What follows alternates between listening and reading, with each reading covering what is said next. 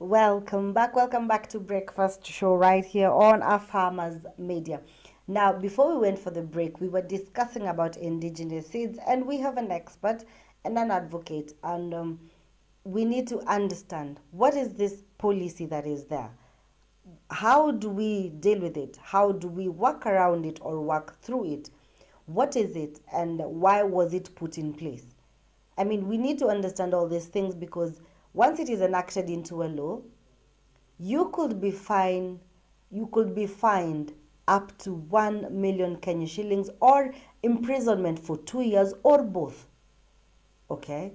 So imagine 1 million Kenya shillings. I am already doing the mathematics for me, and it seems good money for me to do something else that I will not say here. Make sure you see me after the show, and I'll tell you probably what I would do. But imagine that.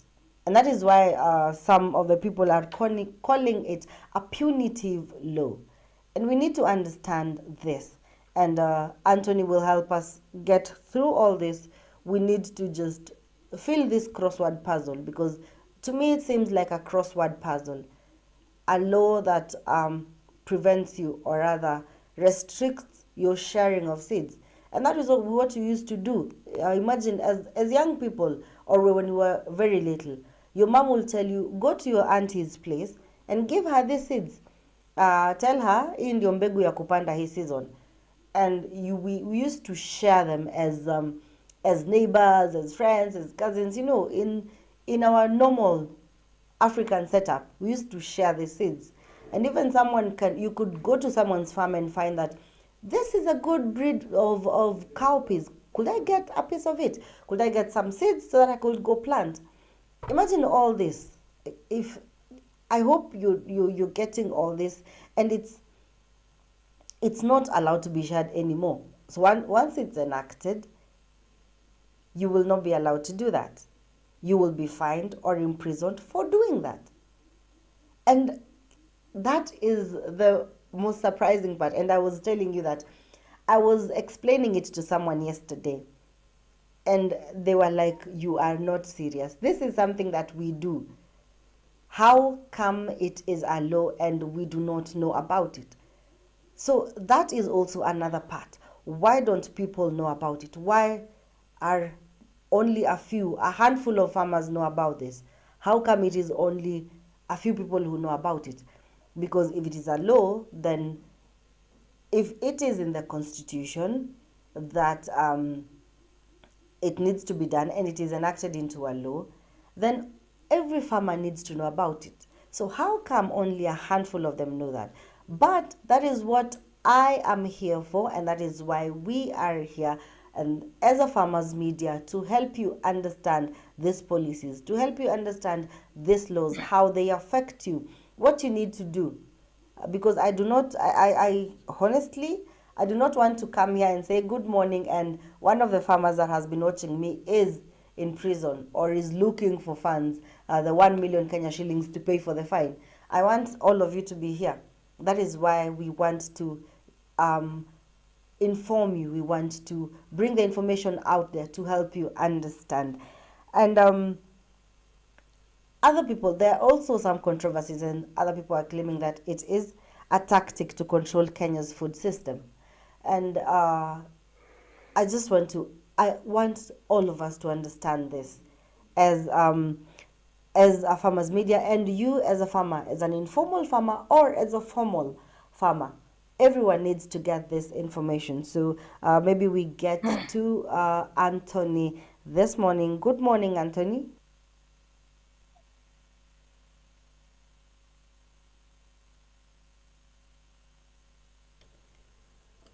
Okay, and we'll be getting to him as we get to just understand the indigenous seed policy. Anthony, if you can hear me now, good morning. Yes, good morning. Now I can hear you clearly. Good morning.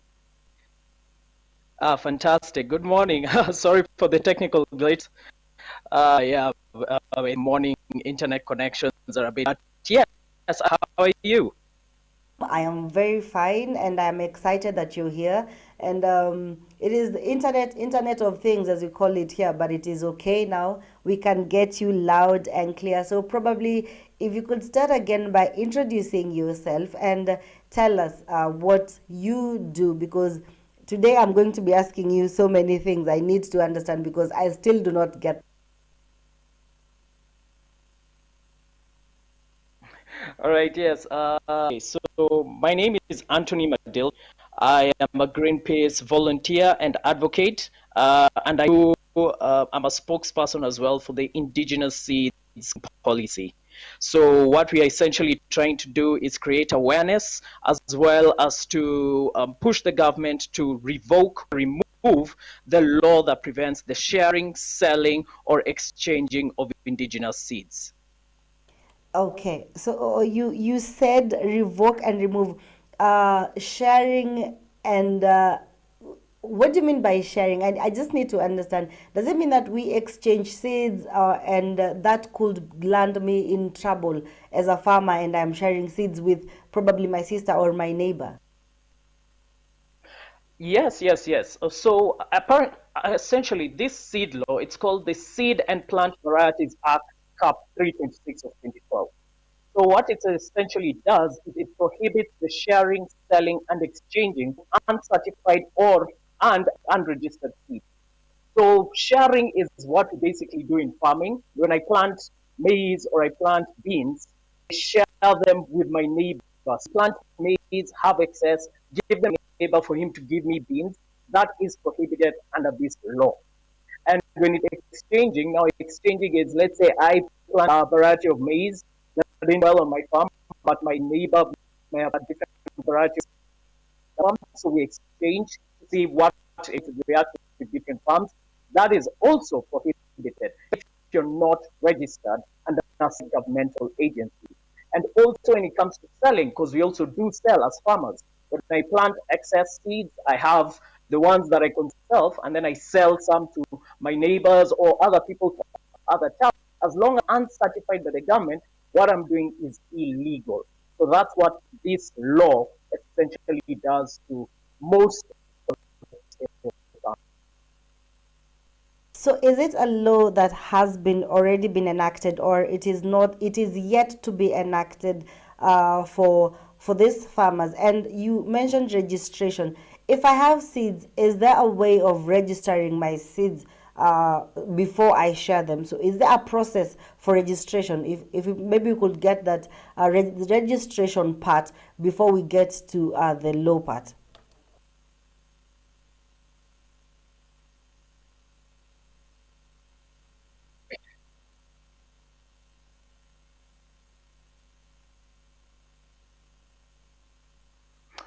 Certainly. So when you go to the government, there are offices or there are processes that you can use to register your seeds. The only problem that we find with that is one, they are very vague. So these are processes that are not entirely clear, especially when it comes to most small-scale farmers who are from the informal sector. Most farmers that we have in Kenya are not necessarily, you can't say like all of them went through the entirety of formal education. They went through some basic education. So when it comes to registration, it's difficult bureaucratic processes that are there. And that's what hinders most of the farmers in our country to actually register their seeds. And to ignore that there's registered seeds. Where this law was passed, most farmers that we keep encountering don't even know that it's a law. And when it comes to whether the government is enacting it or not, the law is there. It's already been set. The only issue we have, and why now for Greenpeace we are trying to advocate for, is then decides that they want to now end this law. They want to now make sure that this law is followed by a single farmer. That's where it comes in as a problem, because they'll just decide one day and every farmer will be caught off guard. 75% of the farming is done by the small scale or informal farmers. So imagine 75%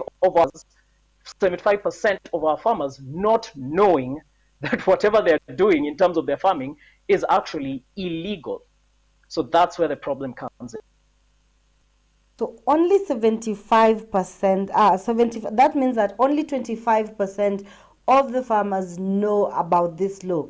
So why the big gap? Because it seems like there's a gap here. So this means something is not being done right. So what is it that makes the 75 not know that there is a law that prohibits them from sharing, selling, or exchanging their seeds? Well, it just boils down to normal government bureaucracy and also the fact that they know that such a law would never be accepted if they actually told the farmers. I mean, look at how we do most of our farming. The moment you buy a farm, you have neighbors. The neighbors immediately share whichever produce or whichever seeds that they've been having the entire time. Now, when that kind of sharing and when the community, how we are as kind of very communal, very society country, the moment you put in a law that says, oh, you can't share unless it's been registered, and then the registration which haven't even told you how to do it is quite vague, that's why the government hasn't told the farmers. And then they don't tell the farmers to pass a law. They're busy doing farming, they actually do it in an entire nation, and this has it in place. It's in place from 2012, and no small-scale farmer was considered. That's I think, the tragedy of the situation, because you find as we end up encountering, even for me myself, being even a son to a farmer, my own mother didn't know about it until the moment I mentioned her. So that's where the government has gone wrong. It never consulted the farmers, and that's why you find almost the entirety of our small-scale farming sector has no idea that this law has been there from 2012. And that is alarming because this means that public participation was not conducted and on these farmers, and 75 is quite a huge number. Now, who does this seed policy protect? Is it the government or is it the farmer? Because 75 is quite a huge number of farmers not knowing that there is a law. So in its entirety, who does it really protect?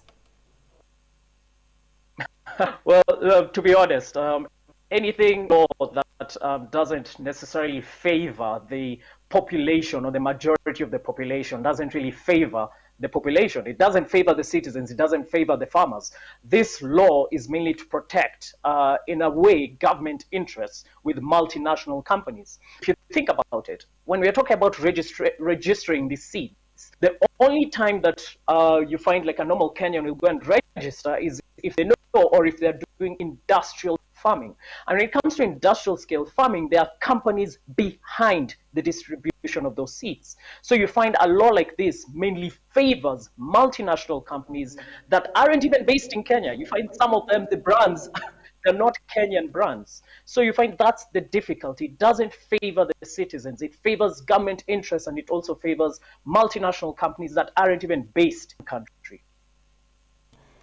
And I am still wrapping my head around that fact. And now we bring in this question that has been an elephant in the room, and it has brought a lot of controversy. And this is GMO seeds. If the ban on GMO importation of GMO seeds was lifted, and this was put in place in 2010, and then in 2012 we bring in the seed policy, but the ban on GMO was lifted. Why is the government relenting in terms of lifting or revoking this seed policy that was put in place in 2012? And why didn't they start with the seed policy and then move on to GMO? Because if GMO was banned in 2010 but it was lifted this year, why is the government relenting? I think the government is really, because, as ever in such situations, it's all about money. You see, the problem that we have is, as I said, 75% of our farming is done by small scale farmers. These are the informal farmers. But you see, the thing about farmers are they're scale. They mainly grow what they themselves consume and what just people in the immediate environments can consume. But the government is trying to look for more money. So when they lift a ban on GMOs, it's to allow multinational companies to come in with their seeds, pay the government, which they need that money, or they're trying to look for that money, or in other cases, you find there's also corruption involved, but no allegations made because I have no sources. You find that such things come in because it's always about money. They don't include the small scale farmers in this because where the small scale farmers supposed to come up with billions and billions and billions, we feed our country, yes, but we don't have that kind of money that the government is trying to mince off us. And the government does have its own interest when it comes to how they're making their own money. So you find the lifting of the GMO, it's money. Not repealing this law that discourages indigenous seed production, also about money. Because if this law exists, the indigenous seed law exists, you find that most of the time we would have been okay. But now if they start enacting this law, we have to now go and buy the seeds that are coming into the country. When we buy those seeds with money we do not have because of how tough the situation or the economic climate is in this country, that's where the problem is coming. It's money. It's always about money. Wow, and I am still shocked. Now it is about money.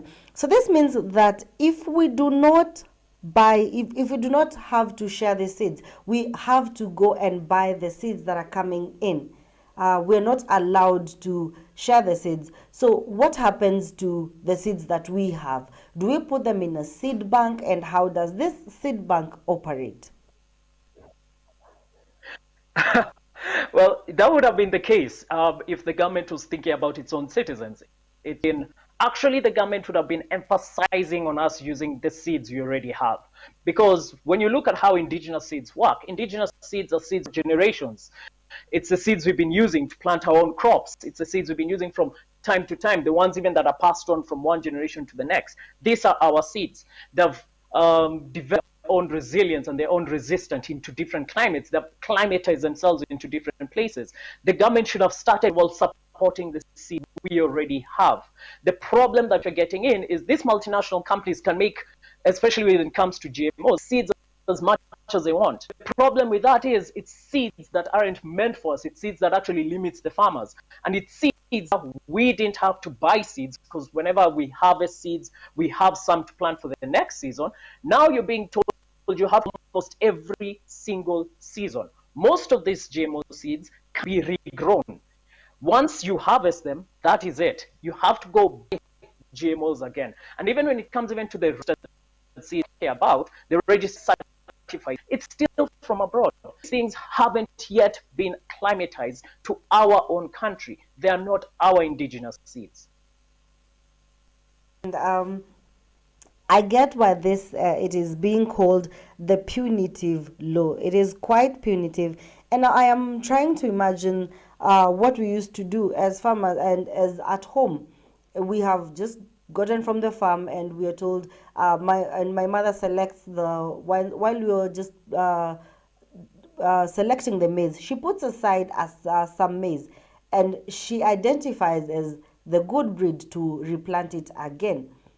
So this means that this, once enacted into a law, all this will stop. I mean, how? I am still shocked at if that is also illegal, because putting aside your seeds means that you can regrow your seeds. But with GMO, you cannot grow those seeds again. So what happens to the seeds we have, the seed banks, and do we plant this indigenous seeds alongside the GMO, or how is the planting? Because, and I'm asking this because I know you have interacted with farmers. You have heard their voices and how they are using their indigenous seeds. Can we plant these seeds alongside the GMO seeds, or what do we do with the seeds that we currently have as indigenous seeds and as informal farmers? Well, now that's where the difficulty comes in, because under this and Plucked Varieties Act, under that law, that's the key thing you have to see. It's the uncertified and unregistered. The problem we have with that is if a multinational company comes into the country, gets their hands on some of the seeds we have, goes and registers it themselves, if you're found with that same seed to any capacity distributing it, you will be contravening their copyright law, despite the fact that that multinational company came in like a year ago and you've been planting those seeds that your grandfather and your great grandfather and your great great grandfather were planting. So when it comes to even how we under this law, because still someone can come and claim that the seeds you have been planting are their seeds, and by you planting them and by mistake distributing them without their permission for seeds you've had for generations, that's illegal. So that's the first challenge we have, even with how we are to even go on with using our own indigenous seeds. It's as long as we are not the ones registering it and we're not the ones certifying it, someone else will. And most of the time, this isn't a person in our own country. Now, when it comes to how GMOs and how our indigenous seeds are grown, you can't grow them in the same place. GMO, most of the time, it usually encourage a monoculture sort of farming. That in an indigenous seed farm where you'd find maize, you'd find beans, you'd find some other plant variety. When it comes to GMO, you can only plant one thing. And the moment a GMO seed, say a GMO maize, comes into contact with an indigenous maize, it actually eats. So most of the time, when it comes to planting GMOs, you are told to keep a 30-meter gap between where you planted GMO and to the next plant variety. And can you imagine if you have a 1 acre farm, you're planting and you have 30 meters in a 1 acre farm? What's left? A table? Maybe just a table to plant, I don't know, a couple of maize cones? That's the true tragedy when it comes to how these seeds are done. Yes, and I am still shocked that a multinational company will own the copyright of a seed that has been planted by my great grandfather, my grandfather, and my father. So this means that once I plant it or I probably share it with my neighbor, I am infringing the copyright of a multinational corporation. I mean, why, when did we get here?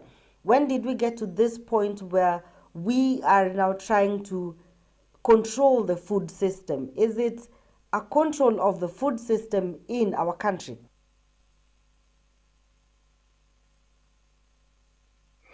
Yeah, unfortunately, that's where we've come to. It's very, very sad because just a few weeks ago, I actually met a farmer who was saying that one of her right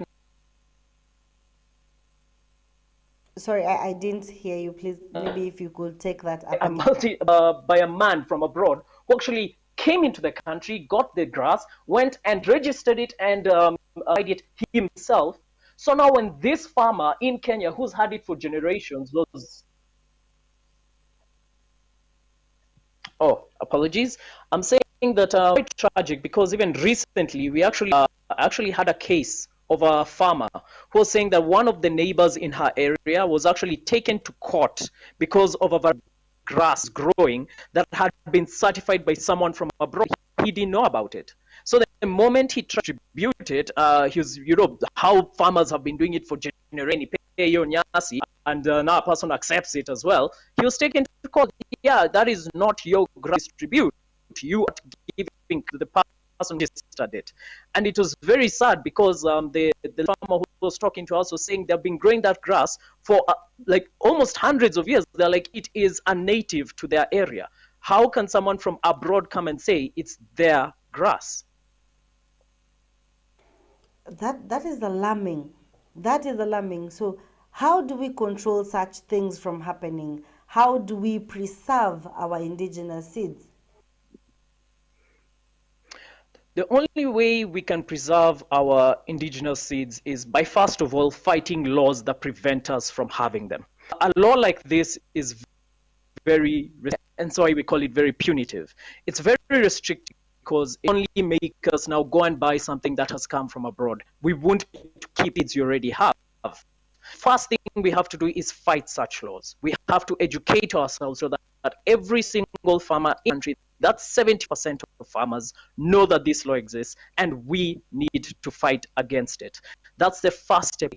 The second step When this law is fought and when this law is removed, it's to encourage government to bring in safe policies that encourage most of our indigenous seeds to not only keep getting grown, but now for even seed banks to actually have these seeds in store for them to be shared by different people in regions of the country. That's how we protect these indigenous seeds. Beyond that, there's nothing much we can do, especially when this law is still enacted. We do much until the moment this law is removed. Now, Anthony, if I could just ask you, your organization, how are you doing it? How are you, is it by public participation? Is it by mobilization? How are you doing this? Because farmers need to understand what they're doing and the danger it could land them into, because 1 million is quite a huge amount of money for an informal farmer who just depends on probably maize to make their ends meet. So, as an organization, how are you doing it?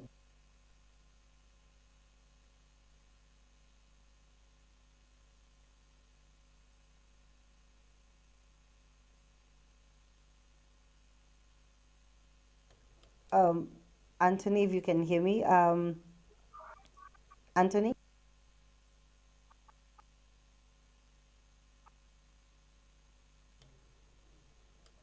Okay, and we will get back to Anthony, who will tell us how, as an organization, they are the forefront of ensuring that we have safe policies for farmers.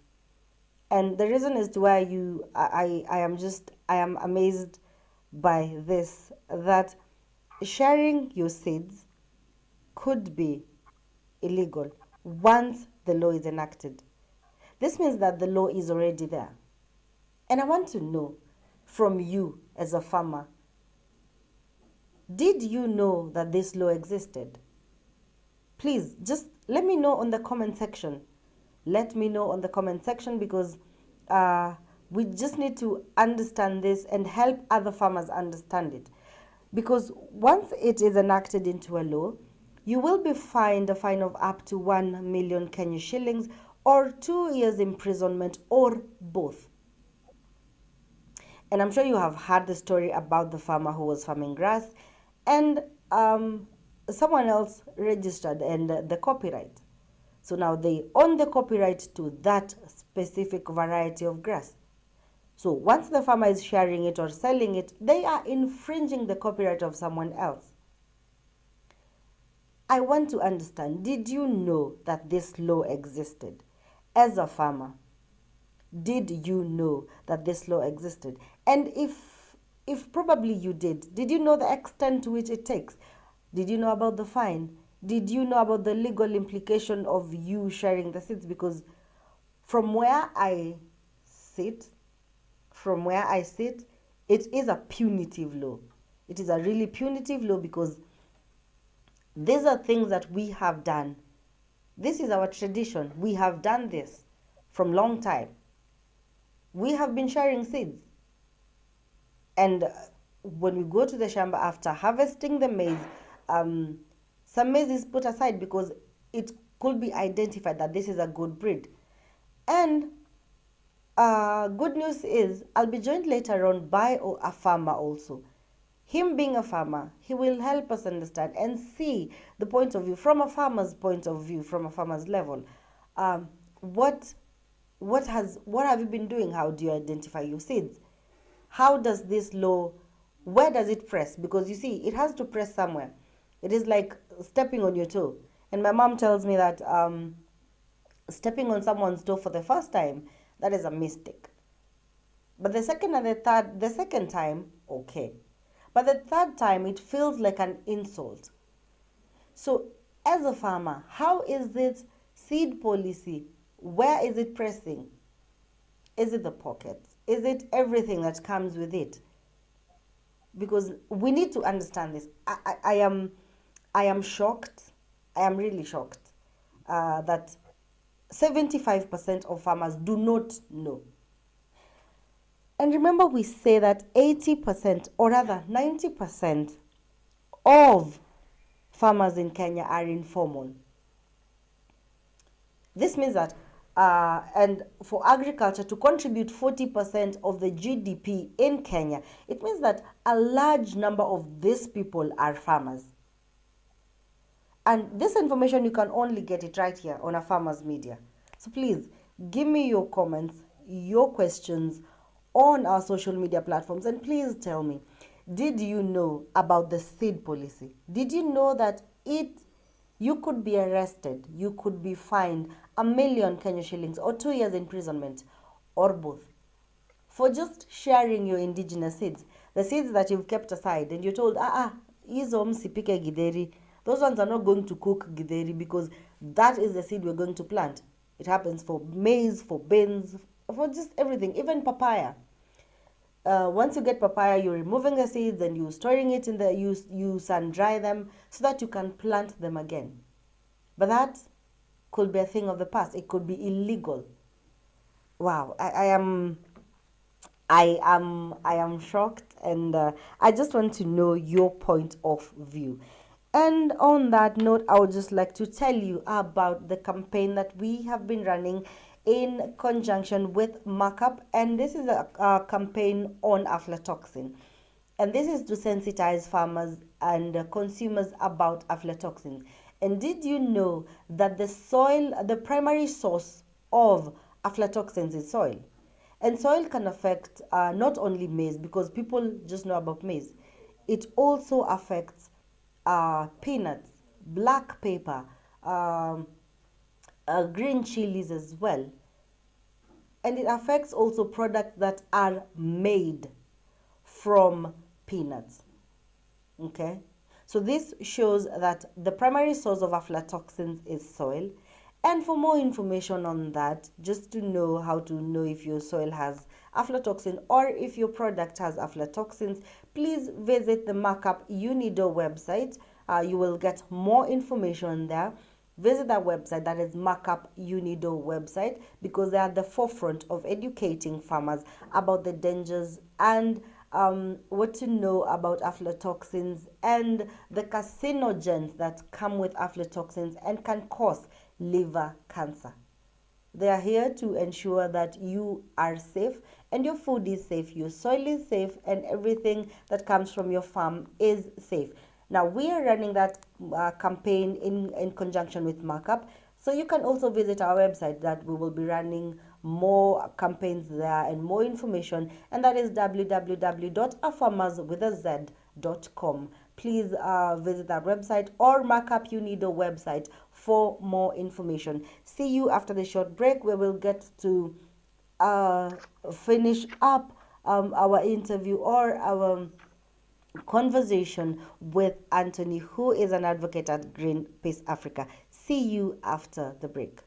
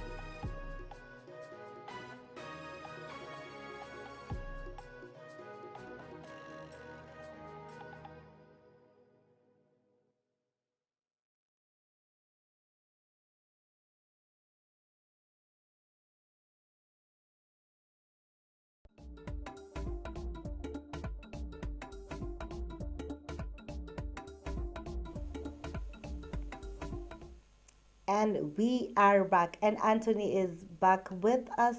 Anthony, if you can hear me, before the hiccup, you were just explaining to us about what you're doing, the policies that we need to do, the first step and the second step.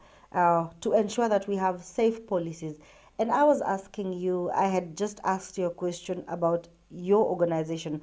What is it doing to ensure that the 75% who do not know that there is a law, what are you doing as an organization? Yes, I hope you can hear me clearly. So, what we are as an organization is educate the farmers. So that's our fast. We knew the law existed. We started going from farm to farm to farmers. What are they? Do they even know these laws? And what steps could we take in order for this law to be removed? In order for us to be when it comes to high farm Indigenous.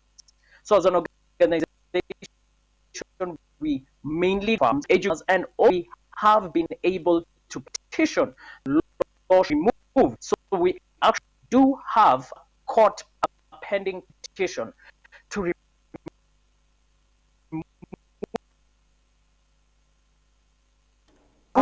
Anthony, you're breaking up a little bit. You're breaking up. I cannot hear you And we've clearly. You gathered have even courts farmers are pending cases. encouraged. Yes. Yes, we have been able to take this matter to court. So it is actually in court.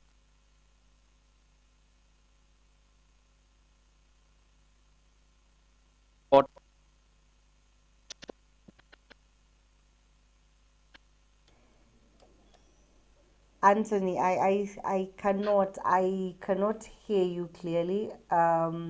Seems you have a From this hiccup. with I would really love to hear what you're saying about the court pending cases, because I am aware of a pending case, or a case that has been presented, that is in Machakos County, by farmers, and they want the reenactment of this law, or revoking of this law. So I would love to, probably if you could just get to somewhere where we have stable connection. We really need to understand about this court cases and what you've been doing as an organization, and also how you are conducting the education. Is it by public participation, or so I don't know. Anthony, can you hear me now? Have you gotten a stable connection?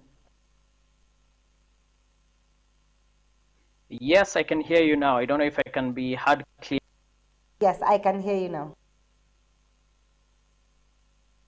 Awesome. Yes.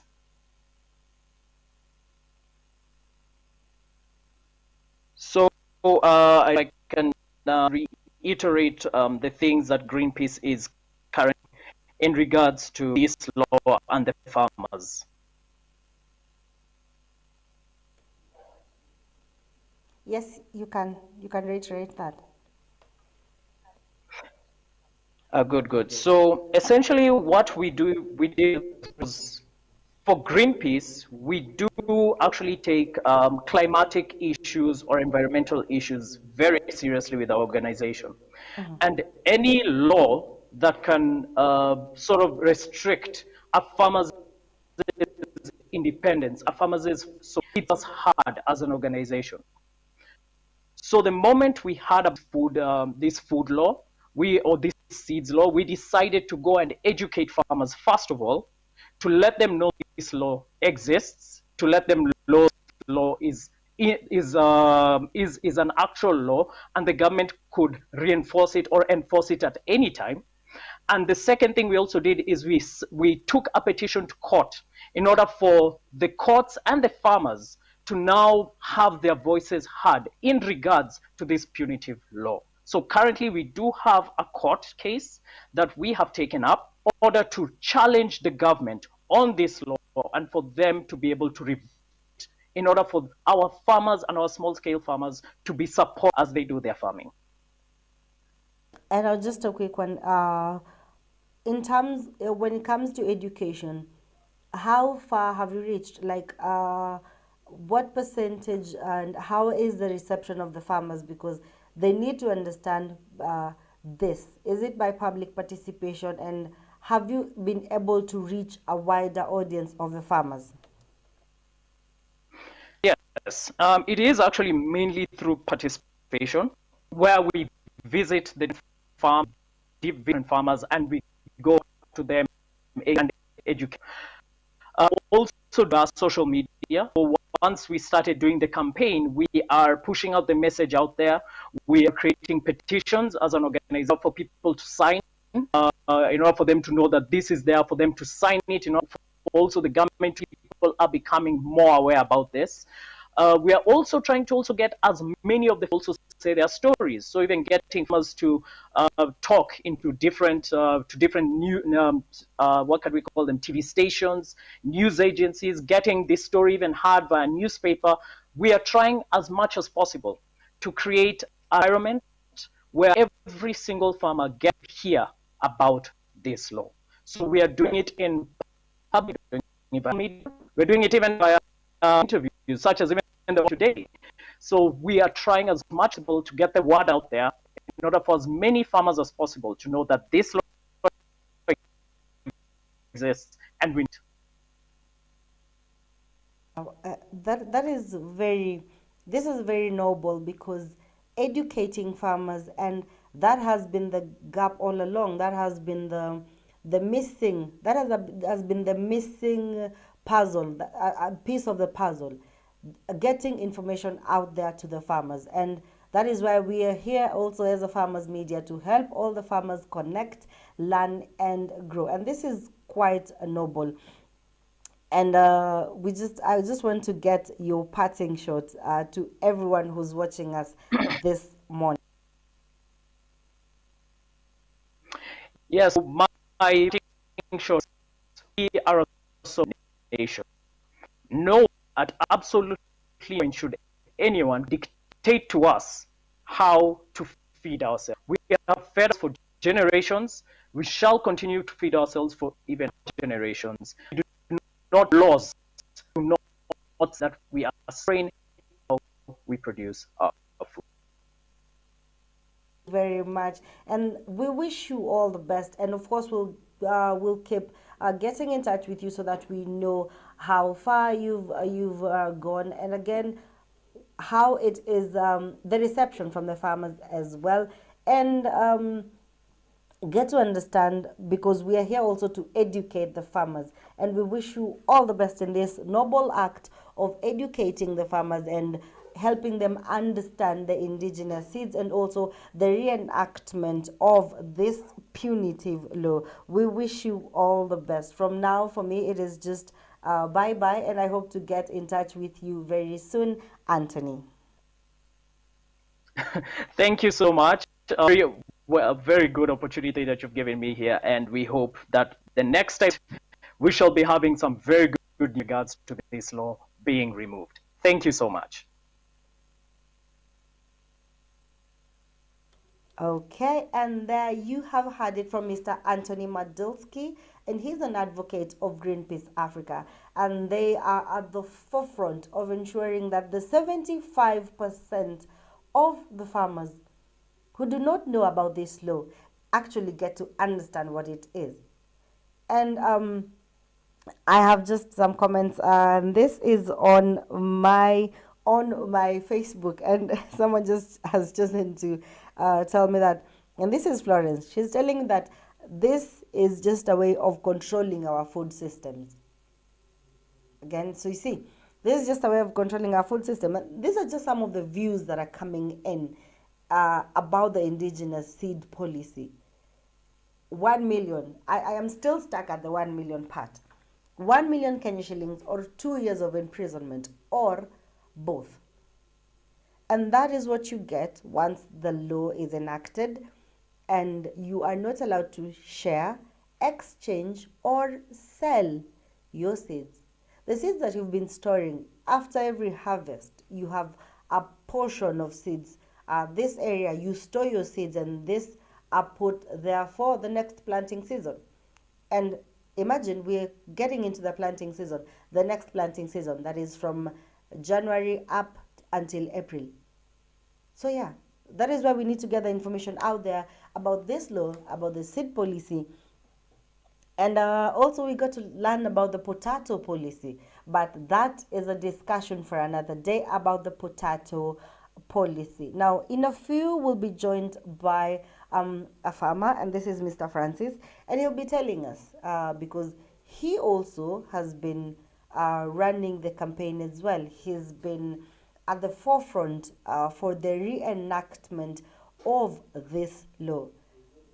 Yeah, so these are some of the things that we need to understand, and once the producer gives me a go ahead, we will get to that. But right now, I just need to know, do you know about that law? Do you know that it existed?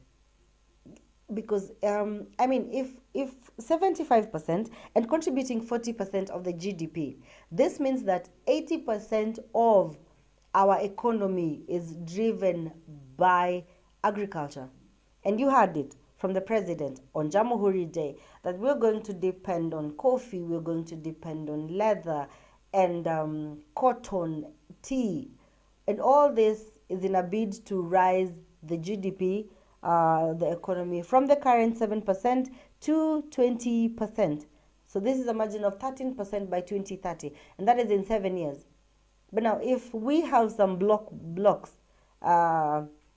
blocks, or we stumble into seed policy law, we stumble into potato policy law, and I just want to tell you about the potato policy law. It says that so that you do not wonder what I'm talking about.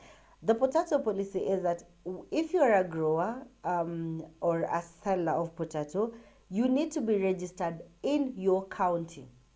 So if for example, let's say I come from Makueni County and I am growing potatoes, I am selling potatoes, so I'm growing at large scale or even a small scale. I need to register with the county government. And this was the same thing we were talking about, and Anthony was explaining to us about registration of the seeds. And you find that someone has already gone and registered your rose cocoa beans. Yeah, so you are not allowed to sell them anymore. You are infringing the copyright of that person. It needs to get to the ground level where every farmer needs to understand, and we know who is this law protecting, because the laws are supposed to protect us. So are they working for us or against us? These are just some of the things that we need to understand. And that is why we are here as a Farmers Media, to help you understand. So I need those comments coming. Please, please keep the comments coming. I just want to read out the comments. I want to know if you understand the indigenous seed policy or the potato policy. Did you know they even existed? And I was yesterday I was just discussing with Jackie, and Jackie was trying to explain the potato policy to me. Yeah, she was trying to explain the potato policy to me, and my mouth was just open, and she told me, please uh, close your mouth so that we continue with this discussion, because for me it is just alarming that we have a potato policy and we have an indigenous seed policy. These are some of the things that 75% of the people do not know exist, and probably you did not know. So I want to know from the comment section, do you know that it existed? And do you think it is working for us as farmers or against us? And this is in regards to the seed policy that you are not supposed to share. And once enacted into it, the law is there. It is only that it has not been enacted. Once it's enacted, then you will be arrested. Those are just some of the things that we need to understand. And as we wait for that, we just get into the next segment. And now a story is coming in that a young boy, from Four Liver, this is yesterday, he succumbed to death by eating githeri that was given to the church, and it was in Turkana, and the githeri was cooked in church, and a few people decided to carry the food home. So the food was taken on Sunday, and different families consumed this food yesterday.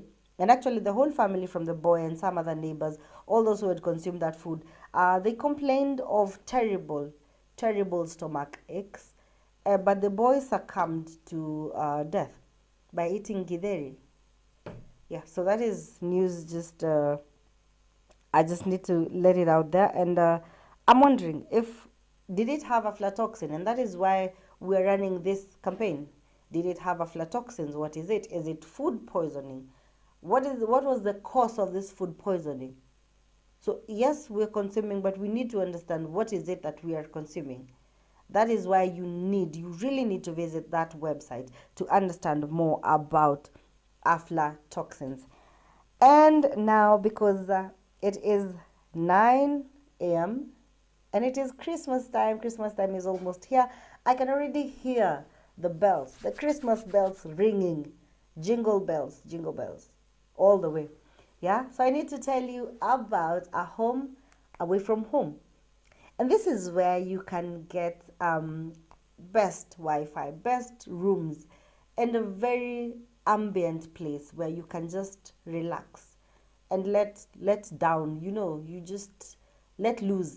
That was the word I was looking for. Letting loose for a few days. And this is in Athi Holiday Resort. Athi Holiday Resort. And it is good news because for everyone who's watching us, if you want to visit and book your room or make reservations in Athi Holiday Resort, you get 10% discount. So if you're watching us and you would want a place to chill and relax and let loose, and you just let the worries of this year just flow, you just want to let loose so that you start your new year with rejuvenation. You're rejuvenated, you're fresh for the new year.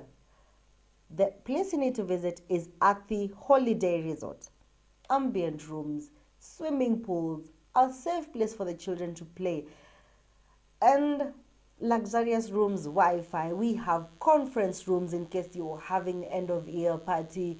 If you want to just take your kids for holidays, it is a safe place for children to play, and there's a swimming pool. You can relax there, just have your drink, enjoy your Wi-Fi. If you're Netflixing, there's stable Wi-Fi.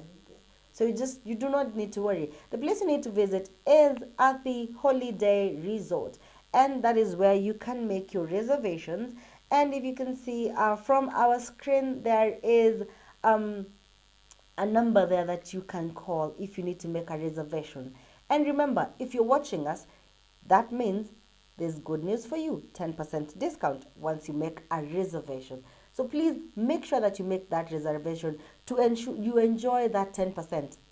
There's no way you can get to enjoy the 10% unless you are watching a Farmers Media breakfast show. That is the only way you get the 10% discount. And the 10%, you can use it to buy drinks, just to enjoy yourself once in Athi Holiday Resort. And once your holiday is over, please tell us about your experience on our website, and that is you tell us how your experience was. Did you enjoy the 10%? How was it? Was it worth it? Because I am sure it is worth all the money and the time. Yeah, do not worry, you will enjoy it because I know I will enjoy it. So please, you can tell us your experience at our website, that is www.afarmers.com. Tell us how your experience was once you finish your holiday at the Holiday Resort. And now back to the punitive law, and this is an education to farmers, Indigenous law. And now, just to repeat what or rather to recap what Mr. Anthony Madilski was telling us, that this law was passed in 2012. Now remember, the ban on GMO was in 2010, but now this law was passed in 2012. Yes, and just to recap on what he said it is called the Seed and Plant Varieties Act, and the caption 326 of 2012. And this prohibits you from selling seeds, indigenous seeds, sharing your seeds, or even exchanging your seeds. And I keep repeating this part because this is a part that I am still wrapping my head around it. And once you're found in offense, you can be jailed for up to 2 years, or you can be slapped with a fine of 1 million Kenya shillings, or both of them at the same time. So yeah, that is why we need to educate our farmers. That is why we need to connect with you. That is why, as a farmer, you need to learn about this. As a policymaker, you need to know, is it a safe policy? Because at the end of the day, we are here for the farmers. So if policies are put in place, are they safe policies for the farmers? Or is it a safe policy for the government? We need to know where to draw the line. We need to understand where the gap is. We need to know where the miss is. Because at the end of the day, we are all working to the goal of ensuring that we are a safe country. We are a self-sufficient country. We have food security we can provide for ourselves. Yeah. So that is why we need to understand this. And now I'll be going on a short break, but I will be back with more on this. And this is about the indigenous seed policies right here on a Farmers Media. Please leave your comment. I want to know, did you know that there was an indigenous seed policy that existed? I just want to know. Please tell me on the comment section on our Facebook page, because we are live on Facebook. See you after the break.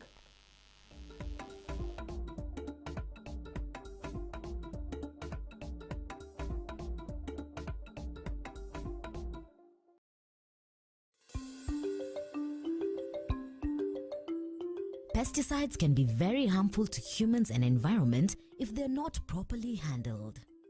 Safe handling of pesticides involves proper selection and careful handling during mixing and application. However, as useful as they are, they're inherently toxic. Here are some ways you can handle pesticides for your own safety, your farms, and the people around you. We are looking at reduced accumulation of obsolete pest control products in the country as one. We are also looking at the associated conservation of environment, and also protection, conservation of beneficial insects such as pollinators and predators, which are used to control other pests. Before you use the pesticide, read the label and leaflet carefully. Measure the required quantity of pesticide. You have to have adequate clean water for the mixing. Adequate meaning enough to dilute the pesticide, and also enough to do the cleaning of the equipment and yourself after the application. During the mixing process, you are also supposed to be wearing your personal protective equipment, or PPE, and this is to avoid exposure to the pesticides. Applicators and handlers need to wear appropriate personal protective equipment specified on pesticide product labels by pictogram. In hot and humid climates, the wearing of additional protective clothing may be uncomfortable, and pesticides should therefore be applied during the cooler hours of the day. Care should be taken not to touch any part of the body with gloves while handling pesticides. Avoid spillage and prepare spray fluid in well-ventilated area. Do not eat, drink, or smoke when handling pesticides. Check the spray equipment before use for any leakages and accurate delivery of spray solution. The nozzle should be directed to the side, away from the body. This prevents applicators walking into the spray cloud or recently sprayed foliage. Inspect equipment regularly for leaks. Leaking equipment should be repaired and the skin should be washed after any accidental contamination. While applying pesticides, be sure to follow application instructions precisely. More is not better. Unnecessary and/or incorrect application can result in exceedance of maximum residue levels, which can make the produce unmarketable. All consumers want to eat safe food. So whenever there is an issue of what we call exceedance of pesticides, or what we call maximum residual levels of a particular pesticide, then what happens is that the market becomes very concerned, because they want to assure their consumers that they're eating safe food, which basically is healthy. And then what they will do is that they are going to discontinue the supply of the products that we're exporting. In contrast, responsible and correct pesticide use following good agricultural practices protects the crop and keeps residues within acceptable limits required for sale. Incorrect application of pesticides can damage the crops and have a negative effect on human health and the environment. The vision is basically to ensure that we can bring as many farmers to understand the importance of safe use of pesticides, to understand the institutions that are involved in regulation of pesticides, to understand that pesticides, when used well, will support production or increase production, and more importantly, the risks associated to the environment from pesticides. Once you have finished applying the pesticides on target crops, empty the spray tank completely after spraying. Spray any remaining spray mix on the ground of the treated crop. Triple rinse and puncture the empty pesticide containers and place this in a safe place for disposal. Ask your supplier or agro dealer about a collection scheme. Clean the spray equipment immediately after use. Decontaminate protective clothing and footwear through following proper laundering or cleaning instructions. Wash the hands and body thoroughly with soap water. A sprayed field must be marked and unauthorized entry should be prevented. In case of suspected poisoning, please refer to the label for instructions and call the Poison Center on toll-free line indicated on the label. Report the specific pesticide used. Mishandling pesticides could have adverse effects on not only plants but also humans and the environment. Proper care and instructions should be adhered to always. Farmers are advised to attend available trainings on good agricultural practices and pesticide use within their counties to ensure safety while handling pesticides. Remember, proper usage of pesticides increases yields and market access for your produce. Food safety is everyone's responsibility, starting with the farmer. Dawa bora, mazao bora.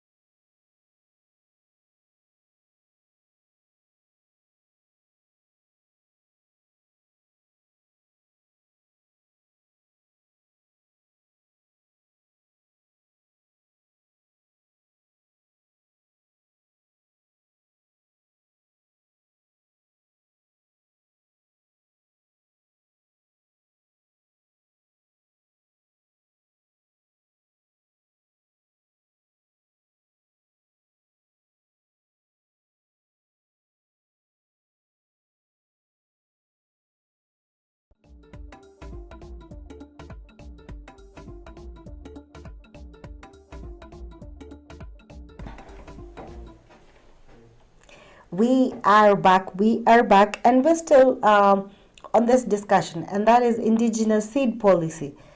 What will be your take on that? Did you know that there existed such a law? It is a law. It has not yet been enacted, but once it starts, I still go back to the money. 1 million Kenya shillings, or 2 years imprisonment, or both. And that is why I call it slapping you with slapping you with a fine, and that is $1 million. 1 million Kenya shillings. I mean, that is quite a lot of money. And all this is from selling, sharing, or even exchanging seeds. So for you to not be arrested, and that is what we're saying, for you not to be arrested, you have to register your seeds. Yeah, you have to register your seeds, and you have to visit the ministry, ensure that you register your seeds so that you own the copyright of those seeds. And someone here is asking, nowadays we have gone from copywriting music to copywriting seeds, and that is what I'm also wondering. I mean, copywriting of seeds, and this means that not every farmer is going to be able to do that. So they have to come and buy seeds that have a copyright. And from the story that we have had from the advocate, is that someone has had grass and the seed, but now replanting it or selling it is an issue because the copyright does not belong to him. Yet it has been in existence in his generation for quite a while. So those are some of the things that we are getting to understand about agriculture, about seeds, because seed is the source of life. I mean, without the seed, when you don't have the seed but you have the soil, or you have the farm but you do not have the seed, so what happens? You just have empty land, because seed is the source of food. Seed is the source of life, and seed is the motivation for a farmer. And that is why you see even the government saying that that they are going to ensure that all the farmers have adequate seed during the next planting season. And just looking at some of the things here, and we have the National Seed Strategy. They have started the strategy and investment plan, and that was in last month, yes. And they're going to be funded, and this is in a bid to review the national seed policy that was enacted in 2010.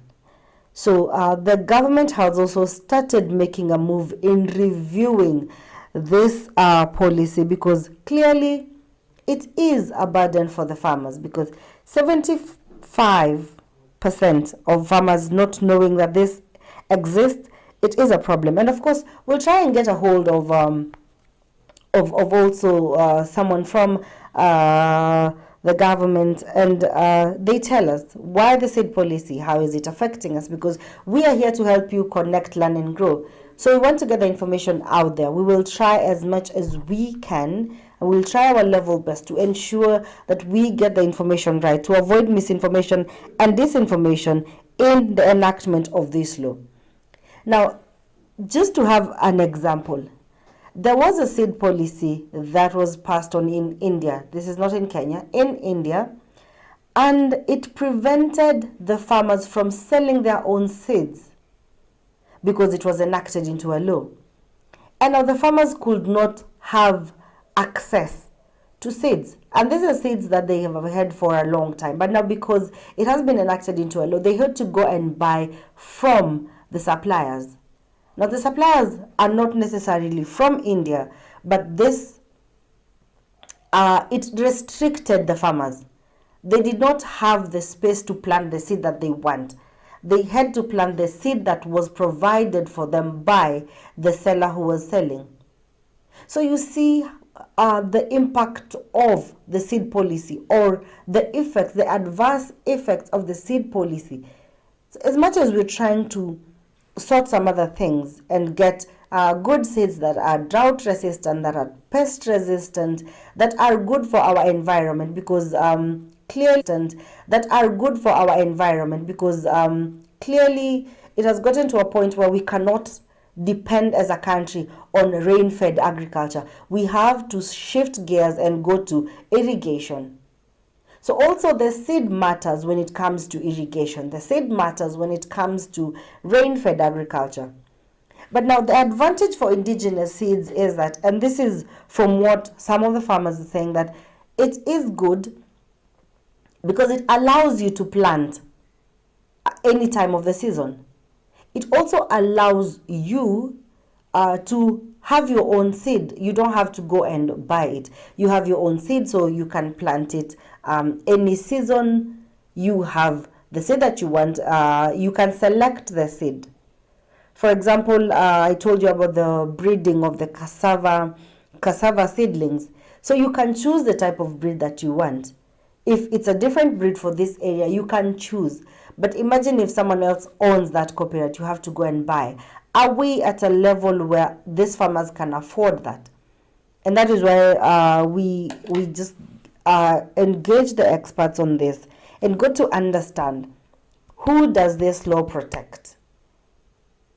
Who does it really, really, really protect? Because if you're looking at the seed and the farmer, and 80% of the farmers are dependent on this. 80% of the farmers are dependent on this, and they do not get it. And 75% of the farmers do not know about the seed policy. Those are just some of the things. And from the farmers, there is an advantage to them of having indigenous seeds, because they get to plant and exchange with your neighbor, because you have gone to the area and you've seen that they have good bins, and you can exchange with them. They have a different breed, so you exchange the seedlings, and you get to just plant the seed that they have, and then they plant the seed that you have. Those are just some of the advantages, that you get to plant it any season. For some other seeds, you can want a seed that is going to give you produce in 3 months, other times 6 months. So those are just some of the advantages, which are a bit more as compared to the disadvantages of having the indigenous seeds. But this is what I think, or this is what I want to just get it out there. For the indigenous seeds, we can try and protect this, some of the plants that are extinct, or some of the produce, because long time ago we used to have different varieties of fruits, but right now the fruits cannot grow. So from what I understand about this law, if it is meant to protect the indigenous seeds, let it protect those seeds that are going to be extinct. For example, let's say there was a variety of passion fruit. We have the black one and we have the yellow one. So if this one is going to be extinct, it is paramount for us to protect it. And this goes to the example of the baobab tree that was also in our dailies this morning, that the National Environmental and Management Authority is prohibiting the cutting down of the baobab tree. And this is because it is good, and probably it is going to be extinct and only be found in other areas. For us to protect that means we have to enact this seed policy. So for some of the plants or the seeds, it is good that we enact them, because we as human beings, and we had from the conversation that yesterday, we are the largest contributor to the climate change. So if we extinguish all these indigenous seeds, we will not have the same fruit for next year, because a while back Kenya was self-sufficient in agriculture, but right now we are self-insufficient. We cannot provide, we cannot feed our country, we cannot feed ourselves as a country. And that is why that is where we are. We cannot feed ourselves as a country. And just getting to sample the comments, and as I told you, please let me know about the seed policy. Did you know it existed? The comment section, please hit that bell so that when we go on air, you know that we are on air. You will be notified that we have gone live, and you will get to join in the conversation. You will get to understand about the laws that are there, the policies that are there, the safe policies, the punitive laws as well, because it is we make sure that we connect, learn, and grow right here. And just looking at that one comment here, and we have someone who's saying that someone here is saying that the seed policy plan is a way to control our seeds and distribution pathways and seed delivery networks. And this is something that we have enjoyed for decades. It should not be enacted. It should not be enacted for us to continue enjoying our traditional ways of farming. Okay, that is just one of the views that I'm having here, and it is just a view from someone, and someone else here, and this is Great Abdul. Great Abdul is telling me that he would vote. I'm voting for my conscience, and it doesn't mean that I overlook the policy as a central plan, but I vote for my conscience in supporting the revoking of the seed policy.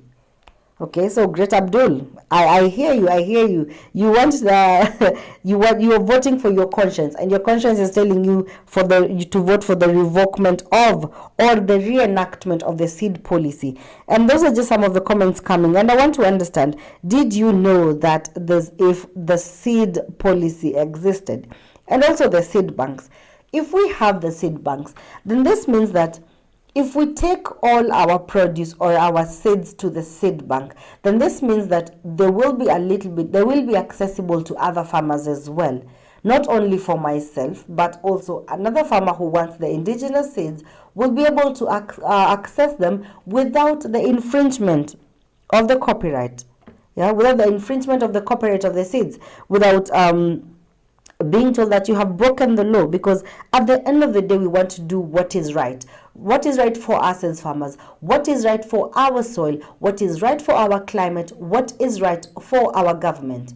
And the government is supposed to help us do all this that is right.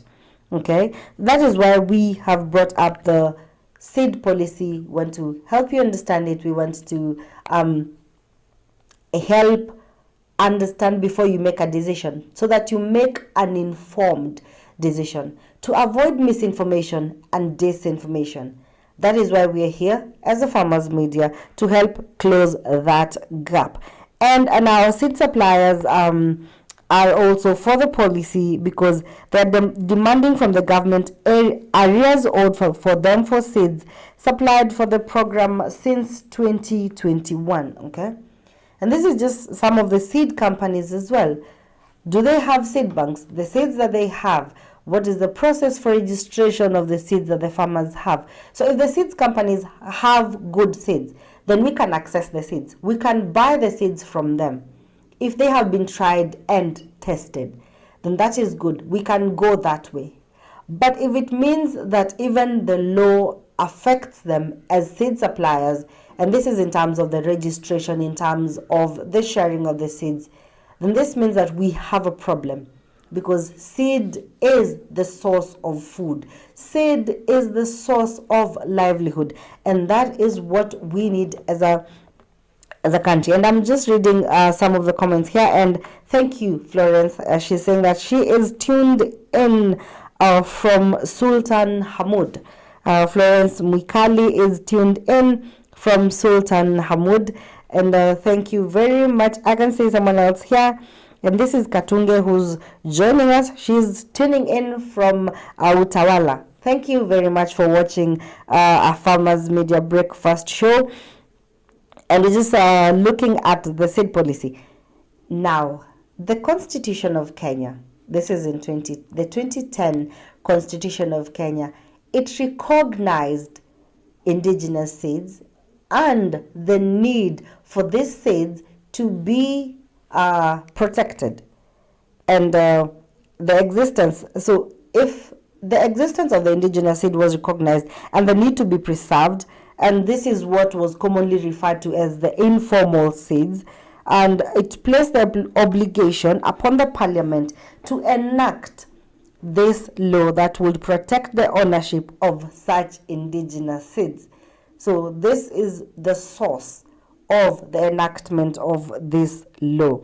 And now I can see that we have been joined by someone here who is a farmer.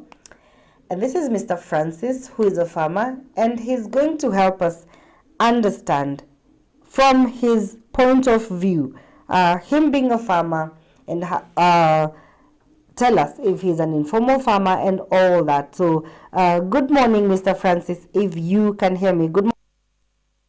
Good morning, I can hear you. Thank you very much for joining us this morning.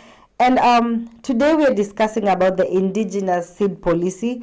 And from our conversation earlier, you told me that you are a supporter of the revoking of this law. Would you tell us why? Okay, thank you very much. Yes, I'm one of the supporters of those people who want to revoke these laws, because first, it is punitive, also very biased, and unconstitutional. Okay, Francis, you said it is unconstitutional. What do you mean by unconstitutional? I thought it was the Constitution of 2010 recognized this and placed it upon the government. So why unconstitutional?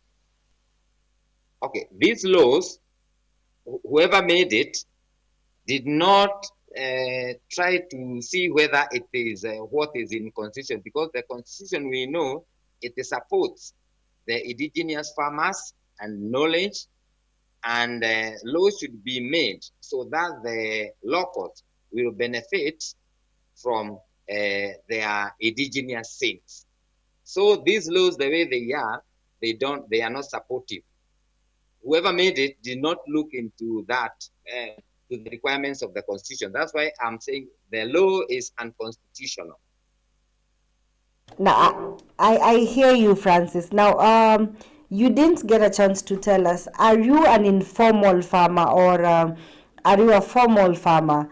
And if you are an informal farmer, what are some of the advantages or the process, the seeds that you've been using? Is it indigenous seeds? And what advantage do they have? Have they been of great help to you so far? First, I would like to say that, yes, I'm an informal farmer, just because maybe the system did not saw the need to formalize our farmers managed seed sector. So that's why we call ourselves informal.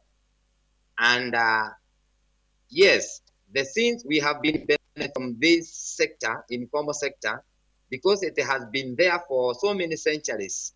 So we can say this sector, informal sector, is the one which was in place before they brought up the formal sector they are calling. So I would say this is what our forefathers has been benefiting from.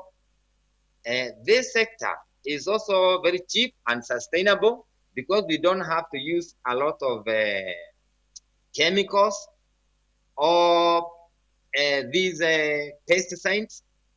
So we see it is a sustainable way. It also helps in conservation of biodiversity.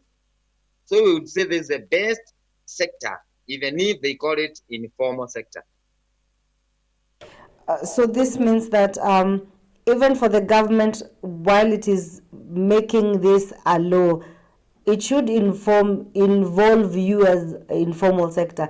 So from your understanding and your experience, was the farmer involved in making of this decision? Was there consultation? Was there education from the government or the policymakers to you as the farmers? Okay, as far as I'm concerned, there was no such a consultation. But when we try to ask or to investigate were farmers involved in when they are making these laws? They said yes. And in fact, they did not consult the small scale farmers. But the problem is because when we talk about farmers, you can also be a farmer even if you are presenter. You can also be a farmer. If you just want 2 doves, you are a farmer, or 2 hens, you are a farmer. And maybe they themselves consulted themselves posing as farmers, and they say that they have consulted farmers. We have a problem in identifying the farmers. Who are these small-scale farmers? So I think they did not consult us, but they say themselves that they consult us, but no column which representing small-scale farmers or indigenous farmers. I hear you, Mr. Francis. And now, let's say if the law was enacted today and it start action, and if you're found sharing the seeds, you will be arrested. What impact would it have on you as a farmer? First of all, it will kill all the diversity, the biodiversity have been conserving for those years. Some of the things I'm conserving was left by my grandfather. That one will go because of that law, because of the monopoly they are trying to create in those laws. And also, they are going to push me far away from seed business.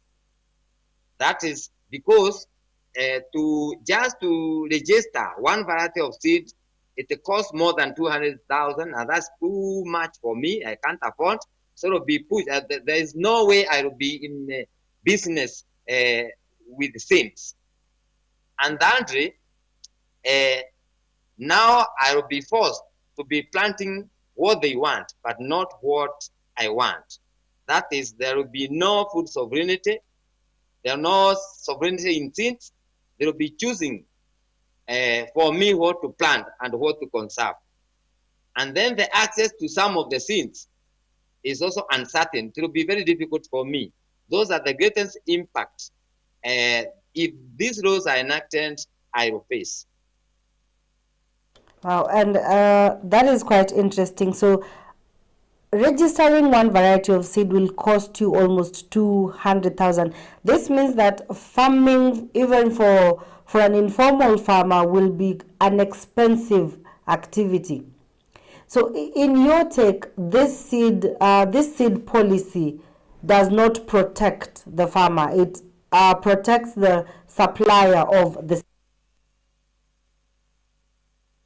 Sorry, I can't hear you. I'm asking if this, in your take, because if registering one variety of seed is 200,000 Kenya shillings, this means that farming as an informal farmer will be a very, very expensive activity. So in your take, this seed policy, if it said today that we just register the indigenous seeds, like some of the fruits or the plants that are extinct, would that be better as opposed to placing it on every other type of seed? Okay, I'm not getting the last part of the question. I'm asking, for example, if we say passion fruit is being extinct in Kenya right now, and if passion fruit is being extinct in Kenya, we need to protect that type of seed because it is not going to be available in the next 2 or 3 years. Would that be better as opposed to saying that all the seeds have to be registered from maize to beans? Which is better, the extinct fruit or all other types of seeds? I think it is better for us to be conserving all those things because they are also important.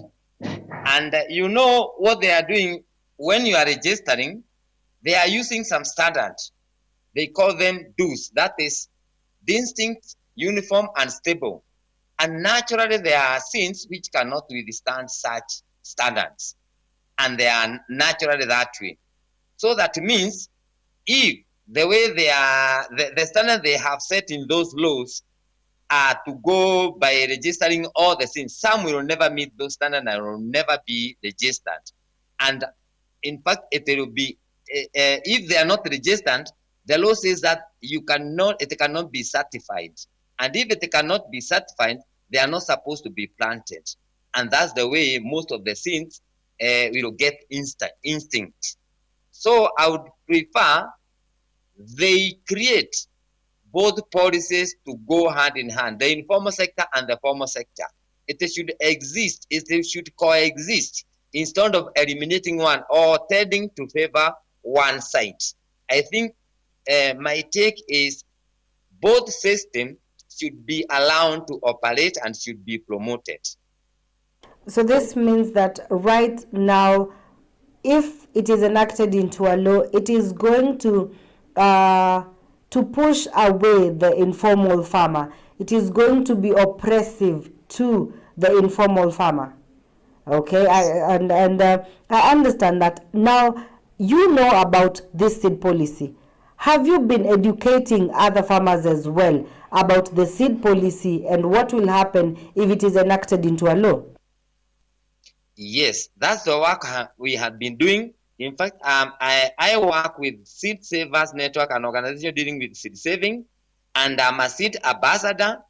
And that is the work we are doing right now, educating farmers how to save their own seeds in the seed banks and how to conserve the seeds. And in fact, the farmers are appreciating a lot. They are also aware of these punitive laws and they are ready to reject it if they try to enact it. The government will meet a lot of opposition. And we have been trying to engage with some of the officers of the government, and they are denying that there is such laws in place because farmers they have not come into open. Yeah. And last month, and that is on 30th, the Ministry of Agriculture got into the move to review this seed policy that was put in place in 2012. So far, has it been able to reach to the farmers' level to help them in the reviewing process? Has the farmer been involved in the reviewing process of this policy? No, they have not involved any farmer. I have not heard of such a thing, and we have been following, and no farmer has been consulted. The problem with these people, they try to make laws themselves without consulting us. There is no forum to reach us. They think for us. They think what is the best for us. Only later on that they meet some opposition from us. So I would say boldly that they never consulted us. And that is quite alarming, considering that this policy affects directly the farmers. And now, because you've mentioned you work with the Seed Savers Network and you've mentioned seed banks, what are the seed banks? And once the seeds are in the seed banks, are they accessible to every farmer? Yes. In the seed bank, what we normally do, we select, each and every farmer select the seeds he wants to save. He multiply.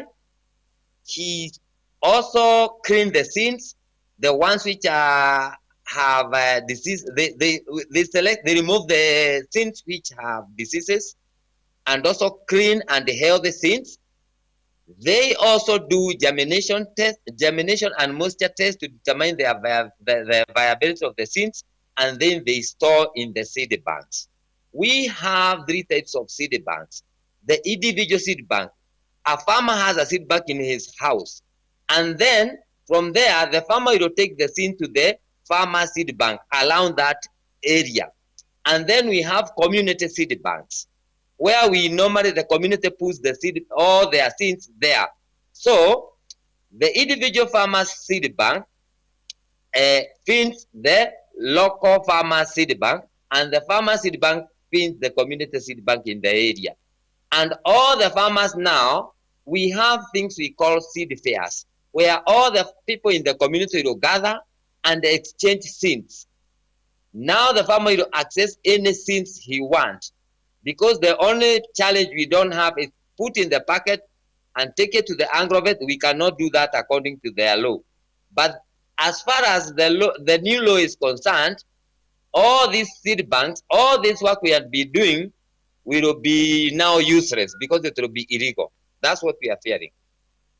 Okay, I hear you and understand you now. So this means that even the seed fairs will not be there because farmers will not get the chance to exchange their seeds.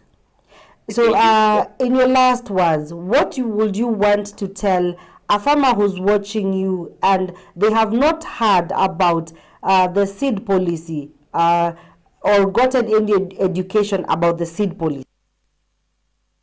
Okay, what I would like to tell the farmer who is listening to me is not everything is finished. Farmers should embrace seed banking. They should start saving seeds or knowing how to save seeds. And according to our experience, we had been saving some seeds even for 4 years, the seeds being viable. So they should adapt the seed saving concept and let the government enact all these laws. But once we continue saving our seeds in our individual homes, there will come a time when we will replant these seeds, when we will reject these laws, and up to that moment, the government will accept what we are saying, and we will come out with our seeds and plant them. That's all what I can tell to my fellow farmers, that they should not be tired. They should continue saving seeds and multiplying until when the government will hear us. What do you think the government should do differently in terms of enacting this law and reinforcing it? What is the government supposed to do different to include you as a farmer as well? There are so many things the government can do, and because it has been happening in other countries, the government, if they want, they can make good policies to promote farmers' management system.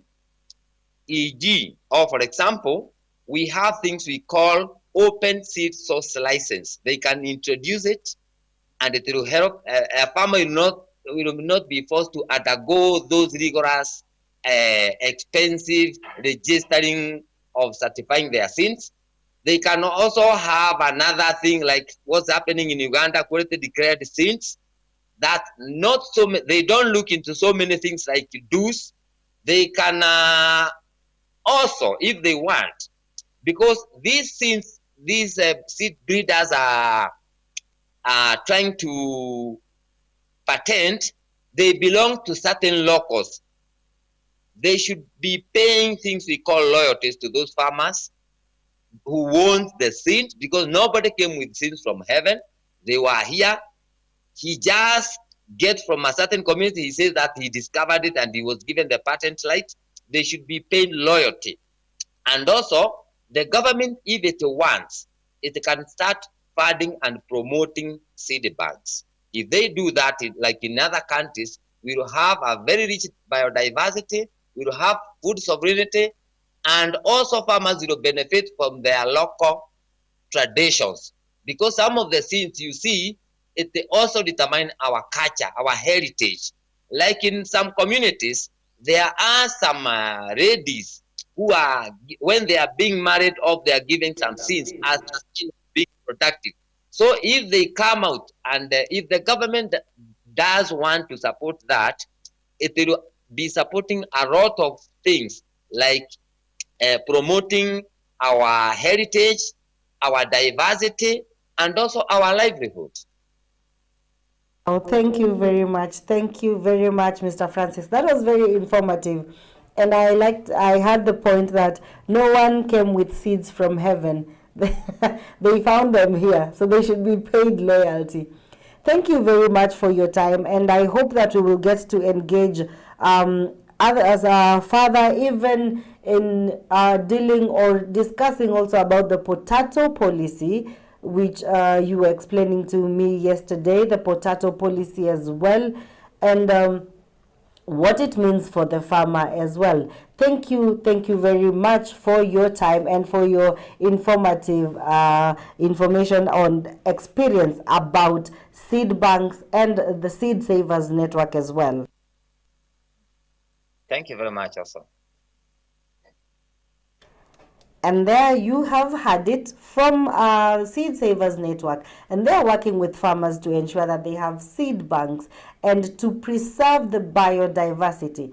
And this comes even with the COP15 that is going on in Canada right now. And Kenya is attending that conference. And this speaks about biodiversity and ensuring that nature is preserved and that COP15 is successful. So you have heard it from the advocate of Greenpeace Africa and from Seed Savers Network. And this is Mr. Francis, who was telling us the importance of seed policy, of seed banks, and also the punitive law that is pressing on to the farmers. And because we are short on time, I just want to read through some of the comments that are coming in from our viewers who are watching us. And we're getting to understand about the seed policy. We just had a very good talk with Mr. Francis from Seed Savers Network, and telling us the importance of seed banks, the importance of preservation of our biodiversity. And looking at the comments, we have Gideon who's saying, good morning, I am watching you from Machakos. And I believe that our culture is embedded deeply on our agricultural practices. And passing it as a law means that we will be going against our tradition. And that is from Gideon, and so much more is coming right here on our Facebook page as well as our Twitter handle and on Instagram as well. All these comments that are coming in and everyone who's watching us, and they're trying to understand the seed policy as well and the stringent measures that come with the seed policy. And now, on that note, I would like to just maybe Mr. Producer, if you could give me the quotes of the day as I get to wind up the show, and the understanding of the seed policy and the importance. So from what we have gathered is that 75% of the farmers have no education about the seed policy. They do not know that it actually exists and the impact of the enactment of this same law. And that 25% only know about it. And the 25% are actually propagating for the reenactment of this law. This means that we have to get deeper. We have to get our claws out and get to understand from the policymakers why the policy and who does it favor. And we will do that right here on our Farmers Media, as well as educating all the farmers on the importance of the seed policy and the importance of indigenous seeds and how to preserve them. And I can see that we have the quote of the day, and this is: an agricultural life is one eminently calculated for human happiness and human virtue. An agricultural life is one eminently calculated for human happiness and human virtue. And my question to you is, as we have learned about the seed policy, does it calculate for our human happiness and our human virtue? And we had a comment here for someone who said they're voting for their conscience. So from what you have learned, does it calculate to our human happiness and our human virtue? So let us ensure that we employ all these good things and the good agricultural practices as well, so that we can achieve human happiness and human virtue. My name is Christine Mutindi, and thank you so much for having watched this show on Farmers Media, and I wish you a very, very blessed weekend ahead. See you on Monday.